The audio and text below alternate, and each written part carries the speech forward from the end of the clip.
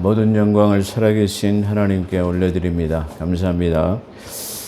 오늘은 시편 8편을 통해서 아름다운 이름이라는 제목으로, 그리고 부제로는 창조주를 향한 찬양이라는 제목으로 귀한 은혜의 시간이 되어졌으면 좋겠습니다. 그 시편 8편은 이 아름다운 이름이라는 제목으로 그 처음에 보면 키티시라고 하는 키티스로 시작되는 악장에 따르는 노래 시로 그렇게 되어 있습니다. 근데 이 키티시라는 말은 요한계시록 14장 20절에 보면 포도즙들이라는 그런 단어로서 나타나게 됩니다. 그래서 이 포도즙들이라는 말은 장막절에 이제 마지막 추수를 포도즙들을 짜서 그 저장하고 알곡들을 수확하는 장막절에 해당한다, 그렇게 말할 수 있어요. 네, 이 장막절은 재림과 깊은 연관 관계를 가지고 있습니다. 유대인의 그 절기 중에서 예수님께서 이 세 가지의 절기를 하나님께서 잘 지키라고 그랬는데, 유대인들의 가장 큰 절기, 명절은 바로 유월절과 칠칠절, 그 다음에 장막절입니다. 이 세 절기 중에서 두 개는 성취됐습니다. 유월절은 예수 그리스도의 십자가에 보혈로서 핏부림으로서 성취되었고, 칠칠절 오순절은 마가의 다락방에 성령이 오심으로 성취됐습니다. 그 다음에 이 세 개의 절기 중에서 하나 성취되지 않은 것이 있는데, 그건 바로 장막절이다, 그렇게 볼 수 있습니다. 그래서 하나님의 역사는 이 이스라엘 유대인에게 세운 이 세 절기를 통해서 성취되는 것을 보는데요. 그렇다고 재림은 언제 오실 것인가? 그렇다고 한다면 그 유대인의 절기의 모든 것이 성취된 걸 볼 때 장막절에 역시 예수님께서 재림하실 것이다, 그렇게 생각이 되어집니다. 그래서 이 시는 창조주 하나님을 향한 찬양시로서 하늘의 달과 별들, 그리고 공중의 새와 바다의 물고기들, 그리고 또한 땅의 각종 들짐승들과 같은 천지 만물들에게로 우리의 눈을 돌리게 하는 너무도 회화적인 그런 시라고 말할 수 있을 것입니다. 여기서 회화적이라는 것은 어떤 뜻이냐 그러면, 손으로 만져질 듯한, 그리고 윤곽이 또렷해서 윤곽이 강조되며 조직적인 명확함을 지닌 사물을 말할 때 회화적이다, 그렇게 쓰여지는 단어입니다. 그래서 이 말씀을 볼 때 다윗은 지금 이 시적 표현을 통해서 너무나도 너무나도 윤곽이 또렷하고 이렇게 만져질 듯한 그런 것들을 강조하기 위한 그런 방법으로 지금 이 시를 쓰고 있다, 그렇게 볼 수 있을 것입니다. 그래서 본서는 천지창조를 다룬 창세기 1장에 대한 인간의 하답시라고 할 수 있을 것입니다. 그러니까 창세기 1장에 대한 하나님의 어떤 계시, 창세기 1장에 한 천지창조에 대해서, 그럼 인간은 그것을 어떻게 받았는가, 그 받은 것에 대해서 감사하는 내용이 없어요. 근데 다윗은 이 시편 지금 8편에서 그 천지창조에 대한 것을 지금 시적인 표현, 시로서 하나님께 감사로 표현하는 화답시다, 그렇게 말할 수 있어요. 그러니까 성경 어디에도 천지창조에 대한 인간의 반응이 없는데, 바로 인간의 반응은 여기서 시편 8편에서 말하고 있다, 그렇게 볼 수 있습니다. 그래서 다윗은 이 시를 어느 때 썼는지는 알 수 없으나, 다윗이 과거의 목동 시절의 경험 때문에 남달리 자연에 대한 친밀감을 가지고 있던 그가 밤하늘의 달과 별을 바라보던 중 영감으로 이 시를 썼을 것으로 그렇게 보여집니다. 그러니까 이 말은 무슨 말이냐면, 다윗이 저 목동 양을 칠 때에 밤에 노숙하게 되는 거죠. 근데 이 노숙할 때 보통 목동들은 어떻게 하냐면은 자기가 치는 양들을 이렇게 한 우리 안에 이렇게 다 모은답니다. 그래가지고 그 주변에다가 이 돌을 뺑 둘러서 돌담을 이렇게 얕게 돌을 쭉 쌓는다고 합니다. 몸만 남겨놓고 전부 그 양떼들을 그리 집어넣어놓고 문 앞에 앉아서 양 틈에서 자죠. 양들과 같이 자죠. 그래서 만약에 짐승들이 달라들어서 그 양을 훔쳐가려고 양을 잡으려고 하면은 이 돌담이 무너지면 이 달그락 소리가 나면 쫓아가서 그 지키는. 그래서 다윗은 그 사무엘상에 보면 그 골리앗이 이스라엘 백성들을 희롱하고 그 전쟁을 도둘 때 이쪽 사람들은 저 거대한 골리앗을 보고 위축되어 가지고 누가 감히 대적할 사람이 없었어요. 근데 이때 어린 소년이었던 불과 아마 우리가 추론해 보는 거죠. 한 17세나 8세 정도 된 그런 소년이 내가 가서 싸우겠다 그럽니다. 그러니까 야, 넌 아직 어려. 군대 생활만 해왔던 장군들도 지금 저 골리앗 앞에 서지 못하고 있는데 네가 어떻게 설 수 있겠느냐. 그러니까 아닙니다. 나는 양을 칠 때에 암콤도 내가 잡아 죽이기도 하고 사자도 내가 찢었습니다. 내가 하나님을 믿지 않은 저 이방인쯤은 내가 가서 죽일 수 있습니다. 그래서 저는 칼과 단창으로 나오지만 나는 만군의 여호와 이름으로 나가겠습니다. 그런 내용을 볼 수 있어요. 그러니까 아마 다윗은 이 목동을 할 때에 자기 양떼들을 생명을 지켜가지고 지켰어요. 이걸 볼 때 우리는 믿음의 성도들을 양떼라고 말하죠. 그런데 과연 그러면 양떼를 치는 목자들은 그 양을 위해서 생명을 바칠 수 있는가를 오늘날 우리에게 생각해 보는 것이에요. 그래서 그 암콤이나 사자가 와서 양들을 물어가면 내가 죽고 살기로 그 사자의 입에서 내 양을 구해놓고 암콤의 입에서 내가 그를 구해냈나이다. 그렇게 고백하는 것을 볼 수 있어요. 그런데 그때에 아마 노숙을 할 때 아마 외롭고 고독하기도 했을 거예요. 그렇기 때문에 그는 밤 시간에 잠을 이루지 못하고 하늘의 별들을 바라보고 은하계를 바라보고 또 달들을 바라보고 풀벌레 소리를 들으면서 음악을 연주하게 됐고, 그래서 다윗은 이스라엘 백성 중에서 악기를 가장 수금을 잘 타는 자라고 말했어요. 그 많은 고난의 시간 동안에 아름다운 시를 만들게 됐고, 또 거기서 그 고독과 외로움 속에서 최고의 연주자가 되어지는 그야말로 시련과 고난을 통해 가지고 이 다윗이 정금처럼 빚어졌어요. 그러니까 그 고난을 통해서 그렇게 최고의 악기를 연주하는 연주자요. 또 이 주옥 같은 150편에 해당하는 많은 시들을 갖다가 이 다윗이 그것을 남기는 그야말로 한 인간의 승리, 그 고난과 시련을 그 정신을 아름다운 것으로 승화시킬 수 있는 그야말로 정금처럼 나오게 하는 다윗의 면모를 아주 잘 보게 하는 그런 대목이다. 그렇게 봐요.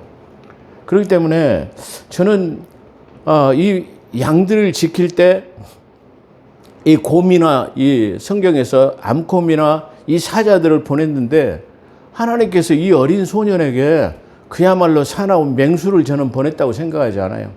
아주 사나운 암곰을 보냈다고 생각하지 않아요. 하나님께서 이 다윗을 훈련하기 위해서 다윗과 싸워서 승리할 만한 그런 곰을 보낸 거예요. 그러니까 어미 사자를 보낸 것이 아니고, 다시 말해 다윗의 그 형편과 처지에 맞게끔 다윗과 싸울 수 있는 사자를 보낸 거예요. 그러니까 점점 더 다윗도 성장하고 이 사자도 성장하고, 그래서 계속 싸우게 되니까 나중에는 어미 사자가 되었을 때 그 어미 사자도 대체할 수 있는 바로 이 다윗의 능력이 생긴 것이에요. 암콤도 마찬가지예요. 저는 한 번에 하나님께서 저 다윗에게 암콤을 보내셨다고 생각하지 않아요. 사나운 어미 암콤을 보냈다고 생각하지 않아요. 바로 이 다윗의 형편과 처지에 맞게끔 그를 갖다가 계속 훈련시켜서 나중에는 강인한 어미 사자가 됐고 어미 암콤이 되었을 때도 그 수많은 전투력을 통해서 그 싸움을 통해서 이제 다윗이 맹렬한 그 맹수와 싸울 수 있는 그 용맹함이 거기서 갖춰진 것이 아닌가, 그렇게 생각해 볼 수 있어요. 그렇기 때문에 우리는 시련과 고난이 닥쳐왔을 때 우리는 그것을 원망하고 좌절하고 거기서 멈춰버리는데 다윗은 그 시련과 고난 속에서 아름다운 천체 하늘의 별과 달들을 보고 그 다음에 사람 풀벌레와 천지 만물의 모든 만물들의 자연의 이치를 바라보면서 천지 하나님을 찬양할 수 있는 이 찬양시를 만들었어요. 그래서 이 찬양시를 바로 아름다운 이름을 찬양한 창조주를 향한 찬양시라 그렇게 제가 제목을 잡아봤습니다. 그렇기 때문에 한편 이 시편 150편 중에서 이 자연을 주제로 한 시는 시편 전체에서 4개밖에 없습니다. 그러니까 오늘 본서의 8편과 그리고 시편 19편 그리고 시편 104편 그리고 147편의 4편으로서 그 중에서 본시는 창조주 하나님을 자신의 주로 거듭 고백하는 것으로 나타납니다. 그래서 여호와 주 여호와로 나타나는데요. 여기서 아도나이라는 이 표현을 쓰고 있는데 여기서 아도나이라는 그런 뜻은 바로 주인이신 본래 모든 소유주의 주인을 나타낼 때 그런 아도나이로 그렇게 쓰고 있습니다. 그래서 여기서 다윗은 본래의 주인이시고 소유주이신 의미로 주를 거듭 고백하는 것은 하나님께서 지으신 만물 중 특별히 인간을 존귀하게 여기시고 만물에 대한 통치권을 유임해 주신 사실에 대해서 감사하는 찬양시이다 그렇게 말해요. 하나님께서 천지 만물을 다스리고 아담에게 모든 이름을 명명하시고 창세기 1장 26절에 보면 이 아담을 하나님의 형상대로 지으셨다고 그랬어요. 그래서 그 모든 이름에 명명하는 대로 이름이 되고 그 다음에 모든 것들, 모든 자연 만물의 짐승들, 바다의 해로에 기는 모든 것들을 다스리고 정복하고 땅에 충만하라고 하신 그 자연 만물을 유임해 주셨어요. 누구에게? 아담에게, 사람에게 그것을 다스릴 수 있도록 하신 것에 대한 그것을 감사하고 있다. 그렇게 말할 수 있어요. 그렇기 때문에 이 찬양시는 유대 전통에 따르면은 전통적으로 공중 예배 시 특별한 절기, 아까 말하는 유월절이나 장막절이나 초막절이나 뭐 수잔절이나 이런 특별한 절기에만 이 시편 8편을 낭송했다고 그렇게 말하고 있어요. 그 다음에 초대교회에서는 예수 승천 기념일에 특별히 낭송하는 이 감사시였다라고 그렇게 말하고요. 우리가 한번 보면은 그 가스펠송인 1271장에 보면 이 시편 8편을 이 가사의 내용으로 작곡한 내용이 우리가 많이 불려지고 있다. 그것을 우리가 볼 수 있습니다. 이러한 시편은 1절에서 9절까지 그 신비한 우주들에 담겨 있는 그러니까 다른 사람에 못지않게 다른 사람과 좀 달리 다윗은 이 수없는 목동 생활을 통해서 이 천체를 잘 관찰하고 살피면서 자연이 돌아가는 이치가 참 너무나 오묘하고 너무나 아름답다 그런 것을 볼 수 있어요. 제가 얼마 전에 그 강천사라는 곳을 갔다 왔는데 그 기암 절벽에서 저 위에서 물이 이게 떨어지는 그런 것 아주 장관이에요. 근데 거기다가 이 단풍들이 빨갛게 물들어 있는 것을 보고 사람들은 참으나 너무나 아름답다. 그렇게 보편적인 생각들을 가지고 있어요. 근데 저는 믿는 사람은 좀 감회가 다를 것이에요. 그러니까 믿지 않는 사람들은 너무나 저 경관이 아름답다 그렇게 생각하지만 우리 믿는 사람들은 오묘하다. 어떻게 하나님께서 저렇게 아름답게 만드셨을까? 사도 바울은 로마서 1장에서 이게 보면 보죠. 천지 만물의 모든 사물 속에서 거기에 하나님의 신격이 들어있다. 하나님의 창조의 솜씨가 봄이 되면 여전히 새싹이 움트고 무성하게 자라고 가을에 단풍이 들고 겨울에는 눈이 들어서 안식할 수 있도록 한 그 자연의 사계 속에서의 그 아름다움을 이게 노래할 수 있는 것이 바로 이 다윗이었다. 그렇게 말하시죠. 그러니까 남다르게 그는 자연을 그냥 보지 않고 마치 그 천문을 연구하는 사람들처럼 그 자연의 별들을 바라보고 달들의 뜸과 해와 달의 별들 그리고 성문과 성단 이런 모든 것들을 통해 가지고 그것을 볼 때 너무나 참 하나님의 솜씨가 아름답다 그렇게 말하는 것입니다. 그래서 이 신비한 우주가 담겨있는 주의 영광을 찬양하는 내용으로서 되어 있습니다. 이 신비한 우주를 찬양해. 그러니까 그 신비 속에서의 찬양하는데 그걸 어떻게 썼냐면은 수미 뭐죠? 쌍관법, 수미 쌍관법이라는 그런 내용으로 기술하고 있습니다. 그래서 감사의 시적인 것이 물씬 풍겨나게 하는 그런 분위기를 나타내기도 하는데요. 여기서 수미쌍관법이라는 것은 성경에서만 쓰이는 용례라 할 수 있을 것입니다. 근데 이 뜻은 뭐냐면은 머리와 꼬리, 그 다음에 처음과 끝을 서로 연결해서 관련이 있다는 뜻으로 비슷한 내용을 반복적으로 그렇게 배치하는 것을 말합니다. 그러니까 이 시편은 처음 1절과 그리고 마지막 9절의 내용이 거의 똑같아요. 그러니까 반복적으로 이렇게 하는 것을 배치하는 것을 말합니다. 그래서 그걸 수미 쌍관법이라고 그렇게 기술했다라고 말할 수 있을 것입니다. 1절에 보면은 아도나이의 주여 그랬습니다. 여기서 주의 이름이 어찌 그리 아름다운지요 그렇게 말했죠. 아까 조금 전에 설명한 것처럼 여기서 이름이라는 것은 뭐냐 그러면 그 이름을 생각할 때 그 사람 어떤 그 사람을 생각하면 그 사람의 뭐죠? 이름을 생각하면 그 사람의 인격과 성품을 반영하는 것으로 다윗은 여기서 하나님이 지으신 땅에 가득한 피조물 속에 그분의 아름다운 성품을 반영하고 있다는 거예요. 그러니까 이 자연 만물 속에 다시 말하면 그 하나님의 아름다운 성품이 그 속에 천지창조 하나님의 성품이 그 만물 속에 들어있어요. 그러니까 그 때에 따라서 이게 그 변화하는 그런 아름다움, 그러니까 봄에 씨앗을 넣고 그것이 자라고 또 결실해서 거둘 수 있게 하는 그런 모든 것들이 하나님의 그 오묘한 솜씨가 그 자연 만물 속에 들어있는데 그게 너무나 아름답고 신비롭다라는 거예요. 어떻게 저렇게 될까 말이야. 하루에 태양이 떠가지고 떠서 중천에 떠가지고 이게 지는 것을 계속해서 반복해요. 아까 제가 말씀을 드렸지만 시편 19편에 보면 해는 장막을 부리는 자로서 장막과 같아서 일정하게 떠서 일정하게 지고 그러죠. 밤은 밤에게 날은 날에게 소식을 전해도 온 땅에 구문 없어도 그 뜻은 온 땅에 통하고 그랬습니다. 이 천지 만물에 하나님의 뜻이 다 통해요. 그리고 하나님의 뜻대로 자연 만물이 운행되어지는 것을 여기서 말하고 있어요. 놀랍잖아요.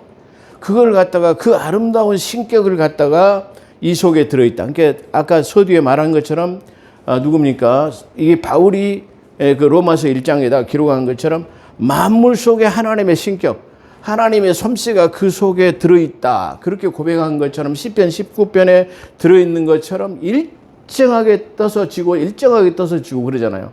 어떻게 저 바닷가에 가보면 그 주기적으로 절기에 딱 맞게 이게 민물썰물이 교차되고 이게 달이 이게 보름 만에 떠가지고 이지러지고 또 다시 떠가지고 이루어지는 그걸 일정하게 하는 거예요.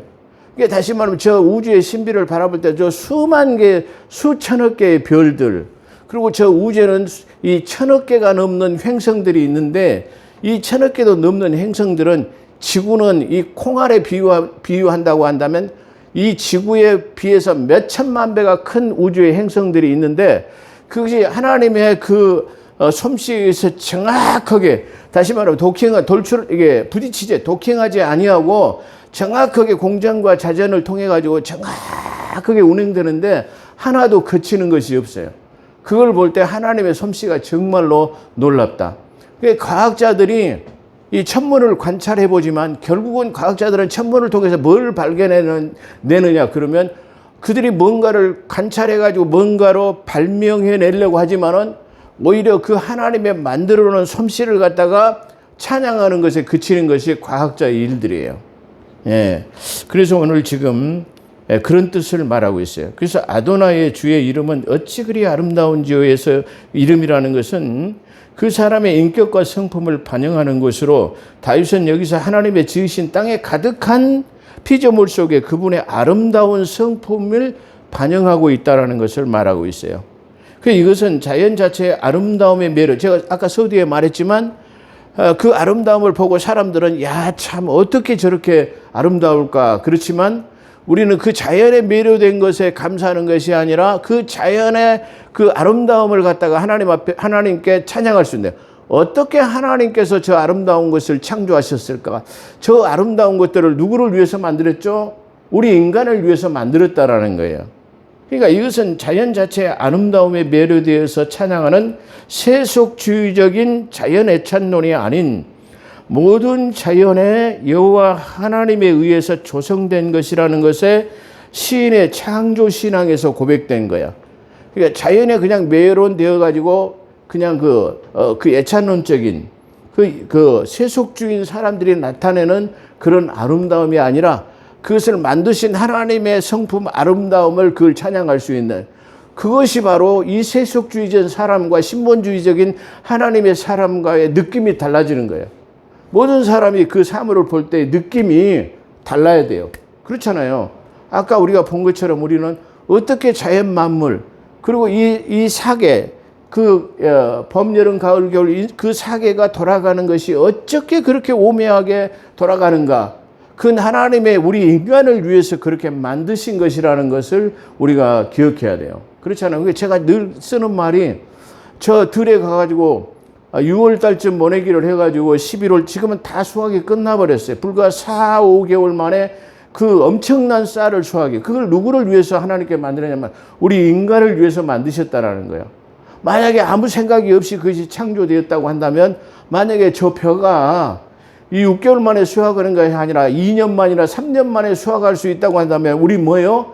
인생들은 가뭄과 기근에 굶어 죽게 될 거예요. 그런데 누구를? 우리 인간을 권고하사, 그러죠. 권고하시다라는 말은 권념하시다라는 뜻이에요. 창세기 8장 2절에 보면 전에 권념이라는 표현을 쓰고 있는데 지금 그 권념을 기억으로 바꿔버렸어요.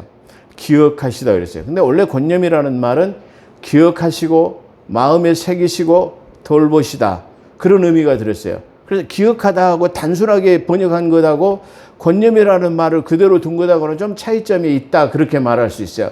권고하시다라는 말은 하나님께서 우리를 기억하시고 마음에 새기시고 우리를 돌보신다, 그걸 갖다가 다른 표현으로 권고하시다 그랬어요.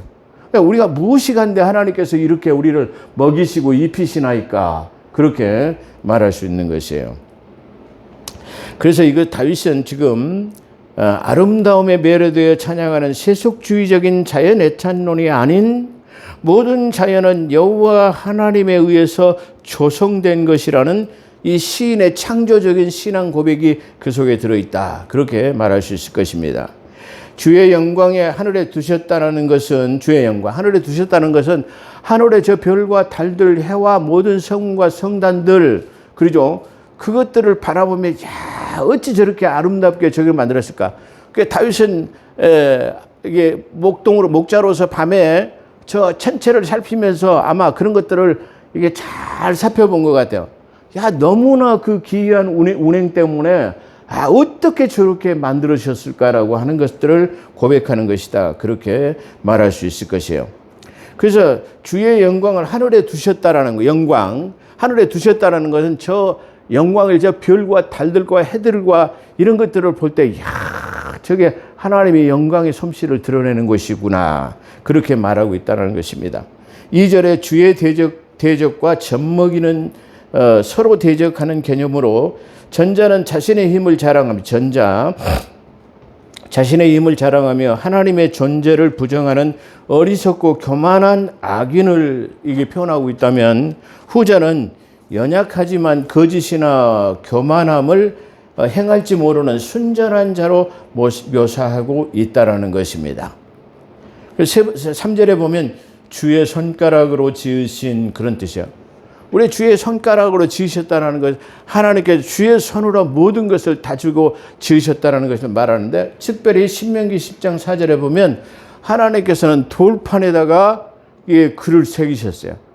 그러니까 우리가 생각해 볼 수 없는 그런 상상력을 발휘해야만 우리가 알 수 있는 그런 것인데, 그 돌판이라고 하는 금강석에다가 철필로 새기시듯이 손가락으로 십계명을 거기다 새기셨다라는 거예요. 그리고 또 주의 손가락으로 새기셨다. 그 다음에 다니엘서 5장 5절에 보면은 회벽에다가 하나님의 손가락으로 메데메데 우바르신이라고 딱 이렇게 글씨를 거기다 쓸 때도 불빛이 착 나가니 하나님의 손으로 그것을 썼다고 말하고 있어요. 그 다음에 요한복음 8장 6절에도 하나님께서 친히 땅에다가 무언가를 쓰셨는데 이렇게 땅에다도 쓰셨어요. 모든 것이 다 하나님이 기록한 하나님의 손으로 행하신 것들이 다 지금 모든 만물이 주님 앞에 순종하고 주님은 그것을 모든 것을 손가락으로 만드실 수 있다라는 것의 단적인 표현이다. 그렇게 말할 수 있을 것입니다. 4절에 보면 사람과 인자를 동시에 위에 보면 사람이 무엇이간데 똑같은 사람인데 위에는 사람이 무엇이간데로 표현하고 있는데 밑에는 인자가 무엇이간데라고 그렇게 표현하고 있어요. 근데 사람과 인자는 똑같아요. 근데 하나님의 표현 방법을 히브리서에서는 이게 다르게 표현하고 있다라는 것입니다. 그래서 여기서 사람을 히브리서로 보면은 에노시라고 그렇게 표현하고 있어요. 그러면 사람의 에노시라는 표현은 무엇이냐면은 인간은 유한하며 그랬습니다. 끝이 있다라는 말이야. 그러니까 인간은 유한함에 깨어지기 쉬운 존재에 비해 그랬습니다. 그러니까 인간은 그 기한이 유한 끝이 있다 그 말이에요. 그리고 연약해가지고 깨어지기 쉬운 것이다 그런 말이에요. 그런 뜻에서 인자가 이게 사람이 무엇이간데 그러면 사람이 무엇이냐? 그러면 흙으로 빚어져 가지고 유한한 생명을 가지고 깨어지기 쉬운 그릇. 그걸 우리가 생각할 때 사람이다. 그런 게 사람이 무엇이간데 그러면 사람 무엇입니까? 사람은 흙으로 만들어지고 연약하고 깨어지기 쉬운 토기로 만들어졌기 때문에 깨어지기 쉽잖아요. 그래서 깨어지기 쉽고 수완, 다시 말해 유한한 것, 끝이 있다라는 것을 말할 때 사람 그렇게 표현하고 있다라는 말이에요. 그래서 인간은 유한하고 깨어지기 쉬운 존재이며 창조주 하나님은 영원성과 유대하심과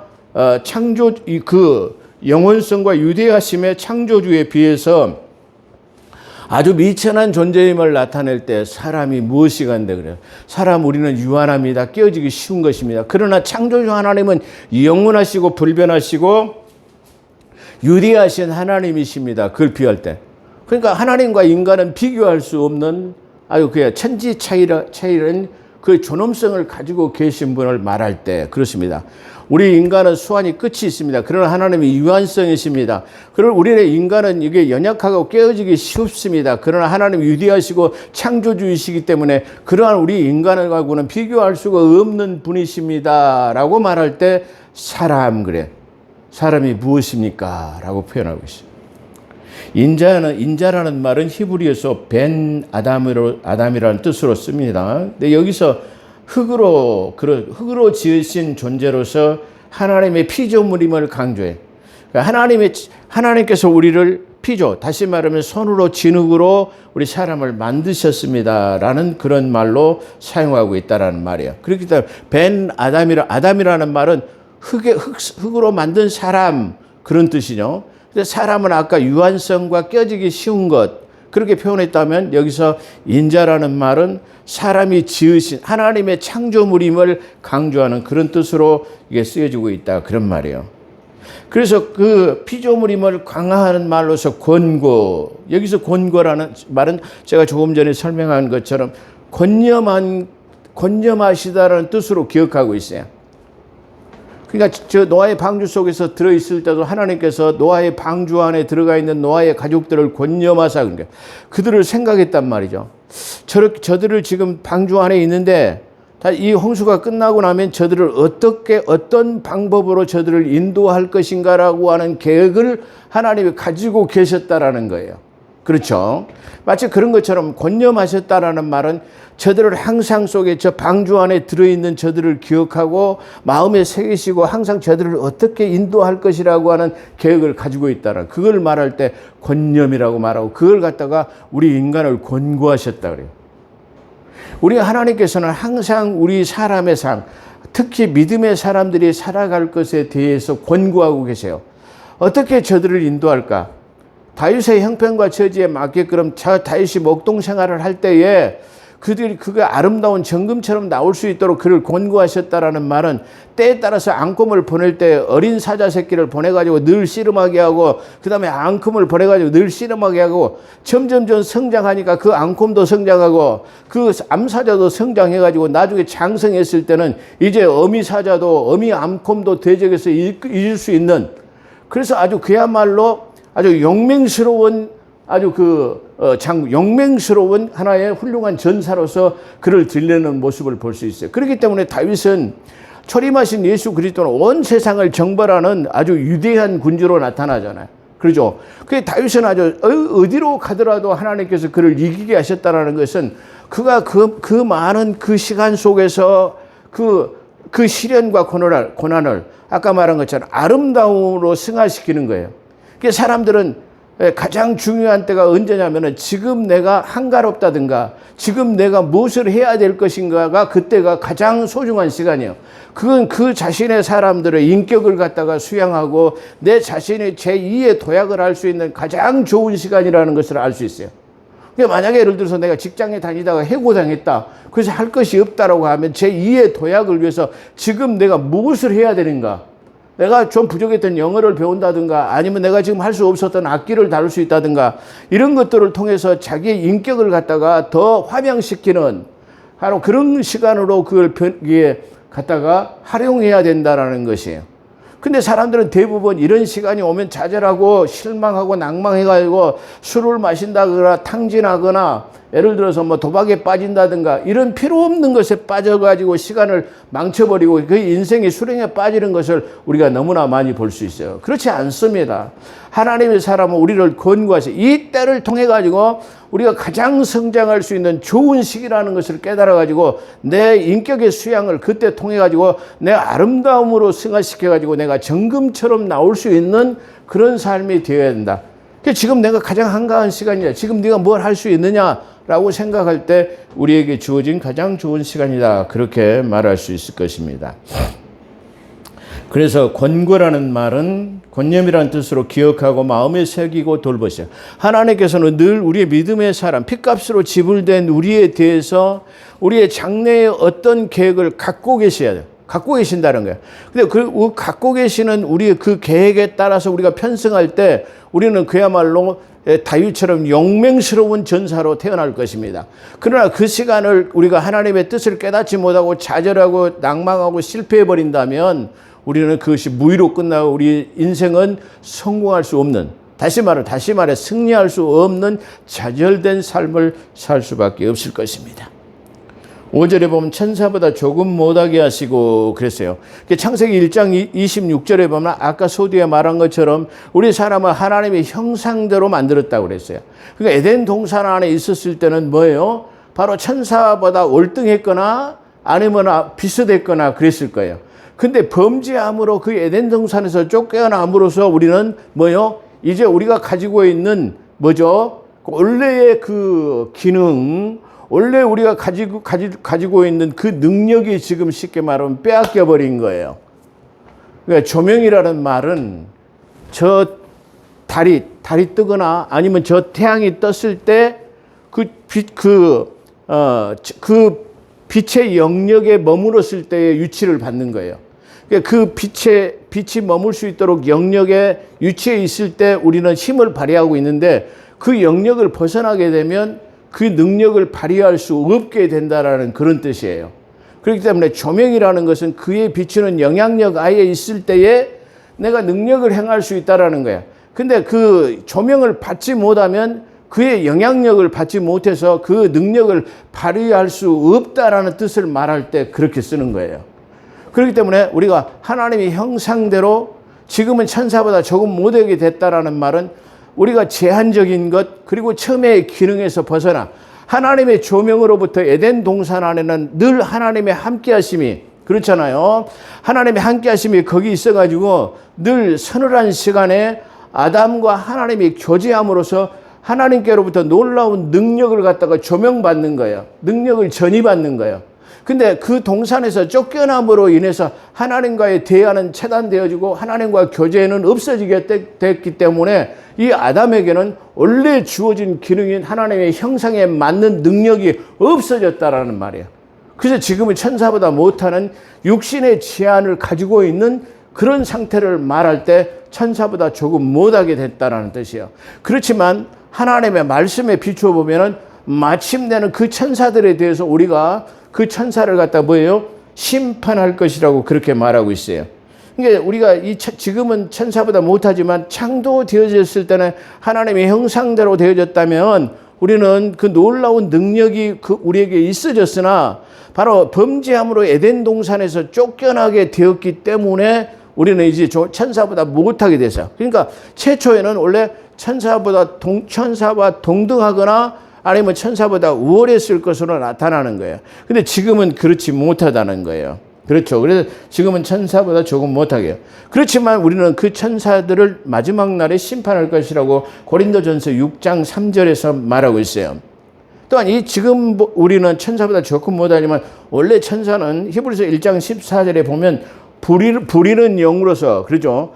하나님의 천사를 불꽃 사역자로 그렇게 만드시고 이 천사의 원래의 목적이 뭐냐 그러면 부리는 영으로서 구원받은 후사를 돕는 자로 그렇게 하나님께서 세우셨다라고 그렇게 말하고 있어요.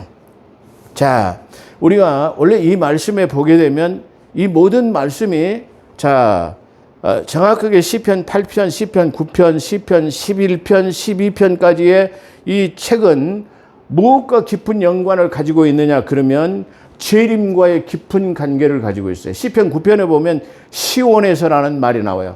시온 도성이라는 말은 재림 때에 이루어지신 하나님의 도성을 갖다 말할 때 시온 도성이라고 말해요. 그렇다고 한다면 이것은 결국 궁극적으로는 어떤 상태가 되어지냐 말은 우리가 천사들을 지금은 못하지만 그때는 천사를 판단하고 그 천사들은 우리를 돕는 후사로 세워졌다고 말한다고 한다는 것은 우리가 천사보다 더 능가한 사람 그를 판단할 수 있다고 하는 것은 언제냐 그러면 바로 재림 때다 그걸 말하고 있어요. 그렇기 때문에 우리는 로마서 8장 18절에서부터 20절에 보게 되면 잘 나타나 있다. 어떤 말씀이 있냐 그러면 모든 피조물은 반드시 지금 모든 기능이 상실되었기 때문에 원래대로 회복되어질 것을 소망하는 것이 지금은 만물이 피곤해 있다가 다시 피조물이 그렇게 돼 있다라는 것을 말하죠. 자, 생각하건대 현재의 고난은 우리가 지금 제한된 육신을 가지고 있고 우리가 지금 이 땅에 살아가면서 그 하나님의 영광에 비해서 지금은 뭐예요? 고난받는 거예요. 그러니까 장차 나타날 영광에 비한 것에 보면 지금 이 고난을 통해서 우리가 아까 다윗의 그 쉽게 말하면 고난의 시간을 통해서 정금처럼 나오게 된 것처럼 우리가 그 영광에 참여할 것을 지금 말하고 있는데요. 로마서 8장 18절은 생각건대 현재의 고난은 장차 우리에게 나타날 영광과 비교할 수 나타날 영광이었다. 재림 때 말하죠. 나타날 영광.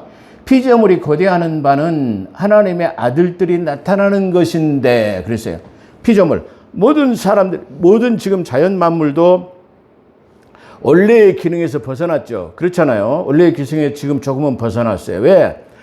이 땅이 지금 피 흘림으로 더러워졌어요. 그렇죠. 인간이 범죄함으로써 이게 더러워졌어요. 그렇기 때문에 원래의 상태로 지금 다 회복되기를 만물이 지금 고대하는 거야. 그렇잖아요. 만물이 고대하는 거예요. 자, 그렇기 때문에 피조물이 고대하는 바는 하나님의 아들들이 나타나는 것인데 여기서 아들들이라고 말하는데 여기서 하나님의 아들들 그러면 하나님의 아들들은 누구냐면은 궁극적으로 천사들을 말하고 있어요. 천사들. 이 피조물이 허무한데 굴복한 것은 자기 뜻이 아니요 오직 굴복하게 하시는 이로 말미암아 굴복하게 하시는 이 누구냐면 하나님을 말하는 것이죠.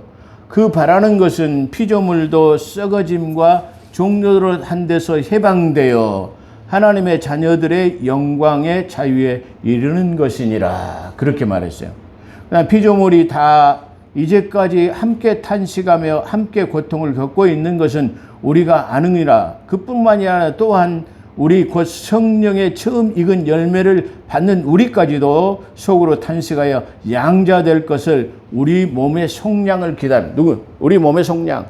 지금은 우리는 몸의 속량은 우리는 영적으로는 구원받아 영과 혼은 구원받았어요. 근데 아직 구원의 완성이 이루어지지 않았는데 그건 바로 예수 그리스도의 재림하실 때 몸의 속량, 몸까지도 이 속량 받을 수 있어요.